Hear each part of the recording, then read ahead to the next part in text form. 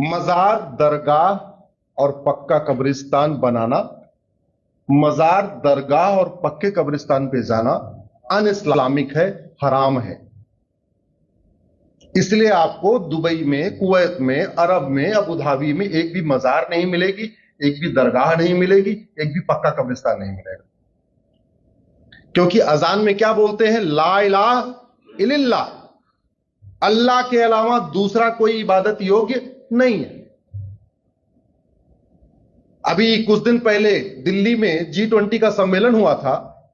सारे प्रधानमंत्री महात्मा गांधी जी के समाधि स्थल पे गए, राजघाट, लेकिन अरब के सुल्तान जो बड़े मॉडरेट भी हैं, बड़े मॉडर्न भी हैं, वो नहीं गए वहां पे सर झुकाने। क्यों? क्योंकि किसका वायलेशन हो जाएगा? ला इलाहा इल्लल्लाह, अल्लाह के अलावा और कहीं सर नहीं झुकाना। तो जो चीज इस्लाम में हराम है, जिसको बनाना हराम, जहां पे जाना हराम, वो भारत में वक्फ प्रॉपर्टी कैसे हो सकती? ऐसा तो नहीं हो सकता कि वक्फ डिफिनेशन दुबई में कुछ अलग होगी, वक्फ डिफिनेशन भारत में कुछ अलग होगी। हो सकती है क्या? नहीं। तीसरी बात, जमीन वो दान करेगा जिसके पास जमीन है। जो केंद्र सरकार की किसान सम्मान निधि स्कीम चल रही है, वो उसका पैसा उनको मिलता है जिसके पास 2 एकड़ से कम जमीन होती है। अब जो जिनके पास 2 एकड़ से कम जमीन है, जो किसान सम्मान निधि ले रहे हैं, वो वक्फ कर सकते हैं जमीन? क्या? जोर से बोलिए। नहीं। जो सक्षम है वो कर सकते हैं, लेकिन जो सक्षम है वो बता नहीं रहे कि हमारे पूर्वज ने कितने किया। मैं पब्लिकली कई बार बोला कि मदनी साहब एक बार ये बताएं उनके पिताजी ने, उनके दादा ने कितनी जमीन वक्फ किया। ओवैसी साहब ये बताएं उनके पिता और उनके दादा ने कितनी जमीन वक्फ किया। दुरानी साहब बताएं, बुखारी साहब बताएं, बाकी छोड़ो, मुंबई में आपके बहुत बड़े करोड़पति अरबपति हैं। सैफ अली खान बताएं उनके पिताजी ने कितनी वक्फ किया। शाहरुख खान बताएं उन्होंने कितना वक्फ किया। सलमान खान बताएं उन्होंने कितना वक्फ किया। अरे भाई, जमीन दान करेंगे तो कागज होगा कि नहीं होगा? होना चाहिए कि नहीं? तो कागज दिखाने में कोई शर्म है क्या? बिरला जी पूरे देश में बिरला मंदिर बनवाते हैं, धर्मशाला बनवाते हैं, वो तो कागज दिखा रहे। पूरे देश में जैन समाज के लोग जैन धर्मशाला बनाते हैं, वो तो कागज दिखाने के लिए तैयार है। पूरे देश में माहेश्वरी समाज के लोग माहेश्वरी धर्मशाला बनाते हैं, वो तो कागज दिखाने के लिए तैयार है। अग्रवाल समाज तैयार है, माहेश्वरी समाज तैयार है, जैन समाज तैयार है, खत्री समाज तैयार है, सब अपनी कागज दिखाने के लिए तैयार है कि हमने कहां दान किया। तो कोई फूफा है क्या कि नहीं हम आपको नहीं दिखाना पड़ेगा, बाकी सबको दिखाना पड़ेगा? यही चलेगा क्या? नहीं। अब इस कानून से दिक्कत कैसे हो रही है? इतनी अनलिमिटेड पावर दे दिया जो दुनिया में कहीं नहीं है। दिक्कत यह हो रही है, लैंड फंडामेंटल राइट नहीं है। Land is not a fundamental right. तो जो फंडामेंटल राइट नहीं है, वो आर्टिकल 25, 26 का पार्ट कैसे हो गया? इसका मतलब लैंड आर्टिकल 25, 26 का पार्ट ही नहीं है। इसलिए जिस दिन मैं पार्लियामेंट गया था जेपीसी में, सारा अपोजिशन वॉकआउट कर गया था, क्योंकि लगातार वो इतने दिन से एक ही झूठ बोल रहे हैं कि वक्फ जो है हमारा आर्टिकल 26 का 25 का मुद्दा है, ये मजहबी मुद्दा है, ये धार्मिक मुद्दा है। सच्चाई है, वक्फ प्योरली जमीन का मुद्दा है, ये फंडामेंटल राइट का मुद्दा ही नहीं है। और जमीन का मुकदमा डिसाइड करने के लिए कोई बोर्ड ट्रिब्यूनल हो ही नहीं सकता। जमीन का मुकदमा डिसाइड करने के लिए कहां शुरू होगा? रेवेन्यू कोर्ट से। जमीन के मुकदमे के लिए ऐसा नहीं हो सकता मजहब के आधार पर अलग अलग ट्रिब्यूनल होगा, अलग अलग बोर्ड होगा। यह शुद्ध रूप से क्या मुद्दा है? ये लैंड का मुद्दा है, धार्मिक मामला ही नहीं है।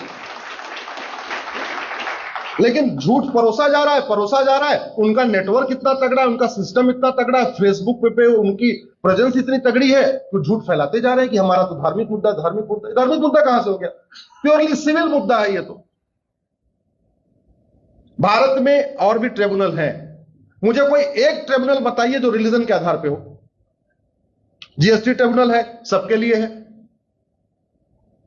इनकम टैक्स ट्रिब्यूनल सबके लिए, एनजीटी सबके लिए, एनसीडीआरसी सबके लिए, क्लैट एनक्लैट सबके लिए।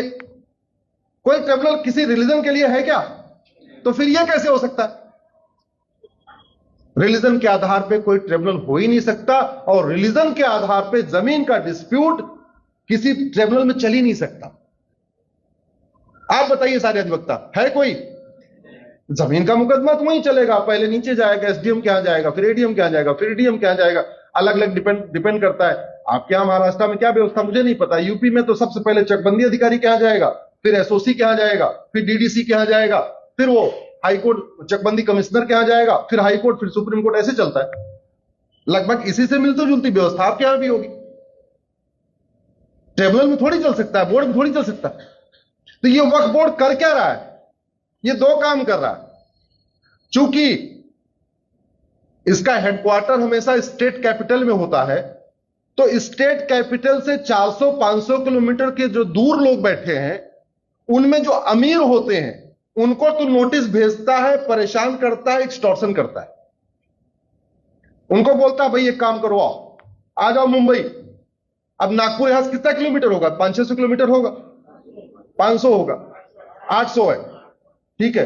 अब 800 किलोमीटर सोचेगा यार नागपुर से मुंबई जाना आना जाना आना, एक काम करो 5-10 लाख रुपए देखो, इसको निपटा लो।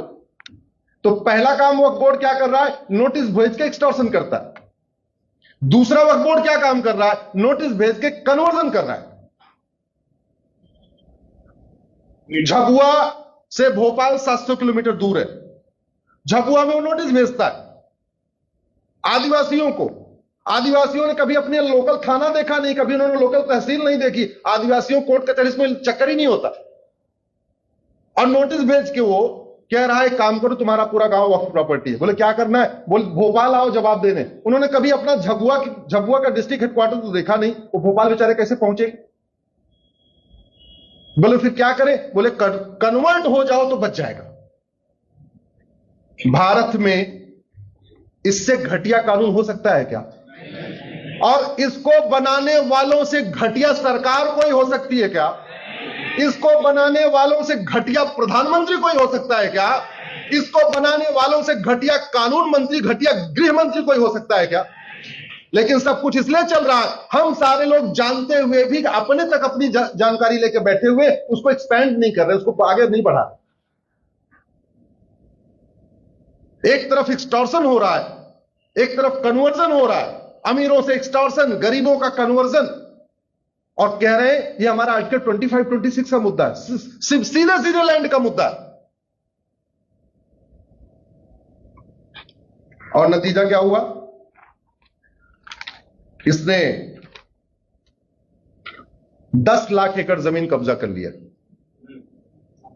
भारत दुनिया के 50 देशों का क्षेत्रफल 10 लाख एकड़ से कम है, और 50,000 एकड़ इसने आजादी के पहले कब्जा कर रखा था। लेकिन जो ज्यादा कब्जा हुआ है वो 1950 के बाद हुआ है, नेहरू वाले कानून से। नेहरू वाले कानून से केवल 2.5 लाख एकड़ कब्जा हुआ था, और जो ज्यादा कब्जा हुआ है वो 1995 नरसिम्हा राव वाले कानून से हुआ, और उससे भी खतरनाक कब्जा शुरू हुआ 2013 में मनमोहन सिंह वाले कानून से। जो तेजी के साथ कब्जा होना शुरू हुआ है वो 2013 के बाद शुरू हुआ, जहां यह कर दिया कि जहां हाथ रखा वही तुम्हारी जमीन। पार्लियामेंट को बता दिया वक्फ बोर्ड की प्रॉपर्टी, 1,500 साल पुराने मंदिर को बता दिया वक्फ प्रॉपर्टी, 3-3 हजार साल पुराने गांव को बता दिया वक्फ प्रॉपर्टी। जितनी ऊसर जमीन है वक्फ प्रॉपर्टी, जितनी बंजर जमीन है वक्फ प्रॉपर्टी, जितना खेल का मैदान है वक्फ प्रॉपर्टी, नदियों की किनारे की जमीन वक्फ प्रॉपर्टी, पहाड़ों की जमीन वक्फ प्रॉपर्टी।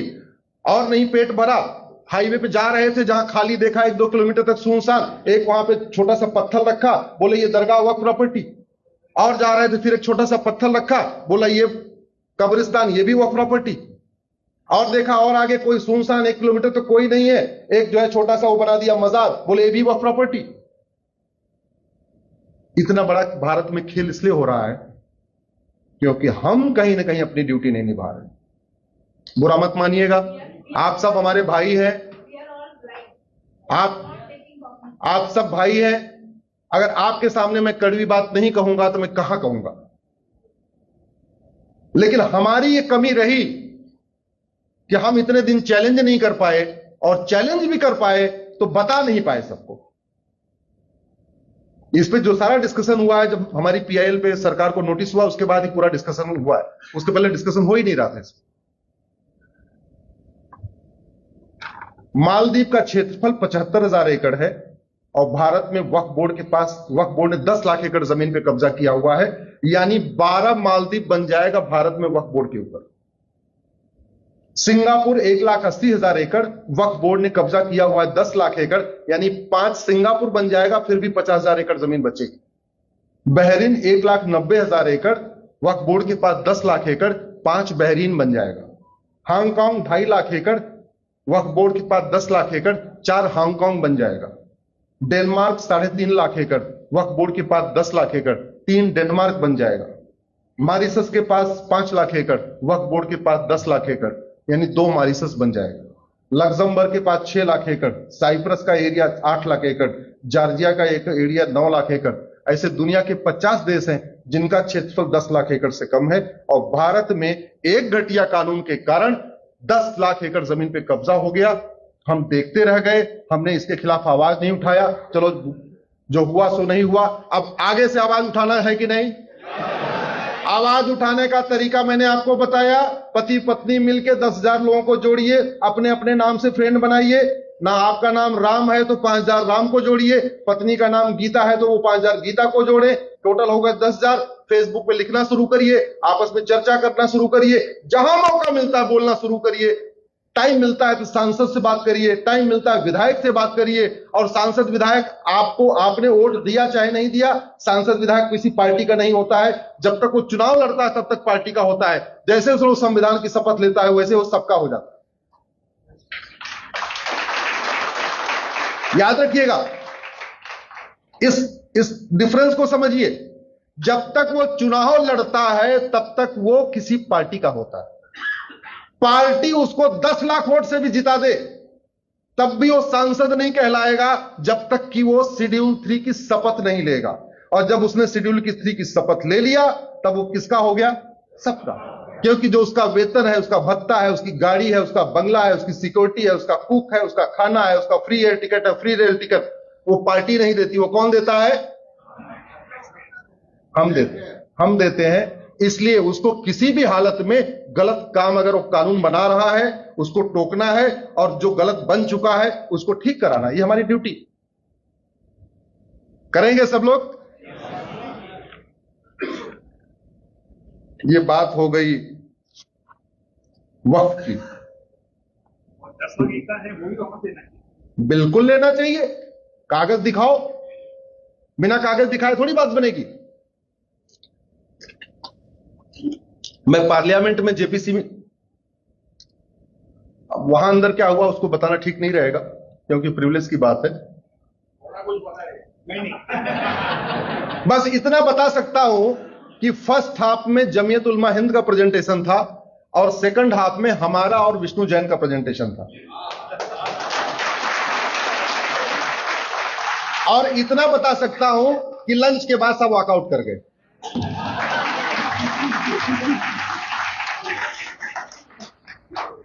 उसमें नोट्स में क्या लिखा वो नहीं बता सकता हूं। हम 2 बोरी पेपर लेके गए थे क्योंकि 35 का सेट बनाना होता है, 31 मेंबर और 4 उनका जो जेपीसी का स्टाफ होता है सेक्रेटरीट का, उसके लिए तो 35 सेट देना था। हमारे पास 5 डॉक्यूमेंट थे, उन 5 का 35 सेट बनाया था। तो हम 2 बोरी भर के ले गए थे, बोरी इतनी बड़ी बड़ी। तो वहां की जो सेक्रेटरी थी, आईएएस ऑफिसर, वो बोली कि सर अभी लंच ब्रेक होगा तो एक काम करिए, लाइए मैं इसको टेबल पर रखवा देती हूं। हमने कहा ठीक है रखवा दो। और लंच ब्रेक तक सब कुछ सही था। जैसे लंच के बाद दोबारा बैठे, भगवान जाने कौन सा पन्ना पढ़ा, तुरंत जोर जोर से अंदर से आवाज आई और वॉकआउट हो गया। सरकार ने 44 इसमें अमेंडमेंट पेश किया, 44, राइट। लेकिन अभी भी वो एकदम बिल्कुल दुरुस्त नहीं हुआ। आर्टिकल 14-15 के स्पिरिट में अभी भी नहीं आया। हमने 22 अमेंडमेंट और बताया है, तो टोटल कितना हो गया? 66। अब मुझे आप बताओ, जिस पहिए में 66 छेद हो जाए उसको पंचर बनवाना चाहिए या पहिया बदलना चाहिए? यही बात मैं बोल के आया हूं।